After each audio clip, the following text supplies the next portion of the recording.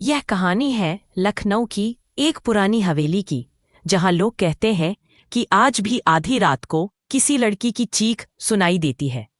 सच से डरावनी बात यह है कि उस हवेली की सबसे ऊपरी खिड़की में अक्सर किसी लाल चुनरी पहने औरत की परछाई दिखाई देती है, मगर जैसे ही कोई पास जाकर देखे, खिड़की खाली होती है।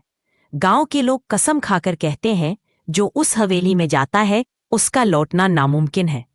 और इस कहानी की नायिका है सोनाली, एक गरीब मगर बेहद खूबसूरत लड़की। उसके चेहरे पर मासूमियत और आंखों में उम्मीद की चमक थी, लेकिन किस्मत ने उसे सिर्फ दुख ही दिए।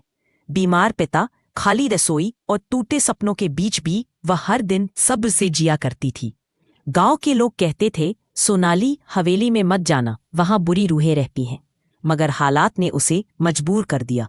पिता की दवाइयों के लिए पैसे चाहिए थे और उसे काम सिर्फ उसी हवेली में मिला। वह हवेली जिसे लोग काली हवेली कहते थे। यह हवेली कभी नवाब फरोज शाह की थी। कहा जाता है कि उसकी बेटी जरीन बेहद खूबसूरत मगर घमंडी थी।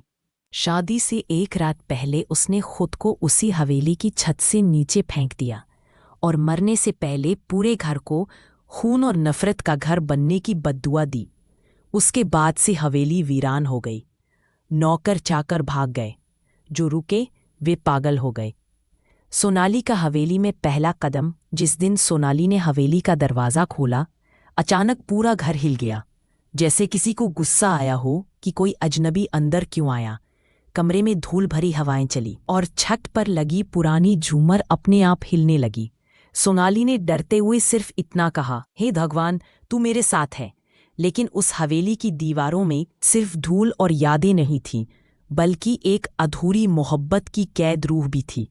उसका नाम था कालनाथ। कालनाथ कभी एक तांत्रिक था, जिसे एक औरत से मोहब्बत हुई थी, मगर उस औरत ने उसे ठुकरा दिया और किसी और से शादी कर ली। तब से वह रूह हवेली की दीवारों में भटक रही थी। सोनाली के आने से हवेली का सन्नाटा टूट गया। कालनाथ पहली बार उसकी मासूमियत देखकर खामोश रह गया। वह छुपकर उसे देखता, उसकी दुआएं सुनता और धीरे धीरे उसके दिल में मोहब्बत जागने लगी।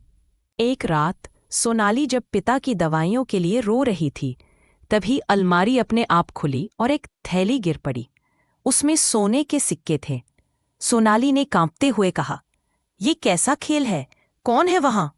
और तभी उसे सपने में एक आवाज आई, बस एक हाँ कह दो, तुम्हारी गरीबी, तुम्हारे दुख सब खत्म। तुम्हें और तुम्हारे पिता को जिंदगी भर कोई तकलीफ नहीं होगी। सोनाली घबरा गई। उसने तुरंत प्रार्थना की और कहा, हे भगवान, मैं सिर्फ तुझसे मांगूंगी, ना किसी इंसान से, ना किसी तांत्रिक से। यह पहली बार था जब किसी लड़की ने कालनाथ की मोहब्बत और उसके लालच को ठुकरा दिया। वह तिलमिला गया, मगर सोनाली के ईश्वर पर भरोसे ने उसे पीछे हटने पर मजबूर कर दिया।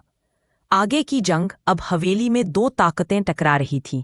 एक तरफ था कालनाथ का जुनूनी इश्क और दूसरी तरफ सोनाली का ईश्वर पर अटूट विश्वास।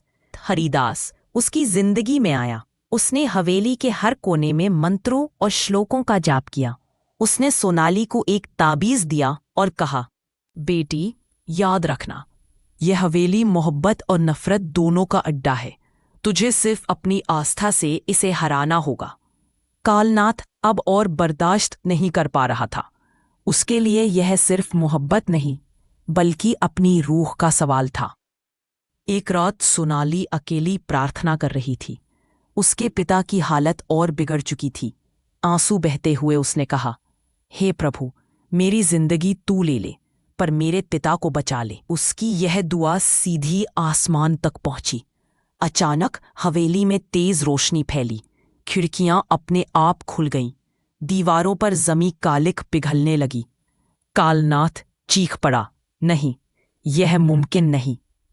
और उसी वक्त सोनाली की मां की दुआ और पंडित हरिदास के मंत्रों की ताकत ने हवेली से वह शैतानी रूह बाहर निकाल दी। कहते हैं उस रात के बाद हवेली का सन्नाटा टूट गया। झूमर फिर से चमक उठा, दीवारों पर पेंट उभर आया और सोनाली के पिता धीरे धीरे ठीक होने लगे। गांव के लोग आज भी कहते हैं, उस हवेली को बचाने वाली कोई आम लड़की नहीं थी, वह सोनाली थी, जिसकी आस्था ने 100 साल पुरानी रूह को भी हरा दिया।